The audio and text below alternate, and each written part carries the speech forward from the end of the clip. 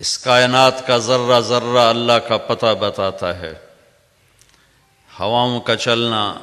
بادلوں کا برسنا، زمین کا بچھنا، والارض بعد ذلك دحاها والارض وما طحاها والارض فرشناها فنعم الماہدون۔ یہ زمین کا بچھنا، زمین کا فرش، سمندروں کی موجیں اور لہریں،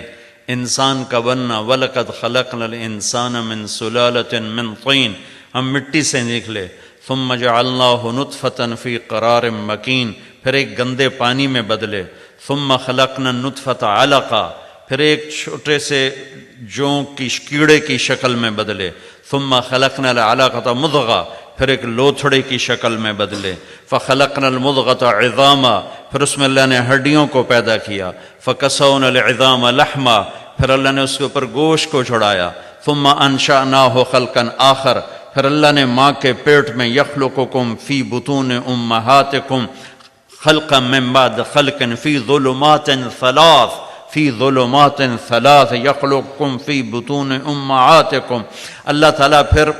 اس خوبصورت چہرے کو اور ان آنکھوں کو اور ان کانوں کو اور اس ناک کو اور ان ہونٹوں کو ماں کے پیٹ کے اندھیروں میں بناتا ہے، فی ظلمات ثلاث، ماں کے پیٹ کے اندھیروں میں بناتا ہے، ثم انشأناہ خلقا آخر، پھر اللہ اسے ایک شکل نصیب فرماتا ہے، ثم اماتہ فاخبرہ، پھر موت دیتا ہے، پھر قبر میں ڈالتا ہے، ثم اذا شاء انشرہ، پھر جب چاہے گا اٹھائے گا، یا ابن آدم جعلت لک قرارا فی بطن امک، میرے بندے آج تو اکڑ کے چلتا ہے، وہ دن یاد کر جب میں نے تجھے ماں کے پیٹ میں ٹھکانہ دیا۔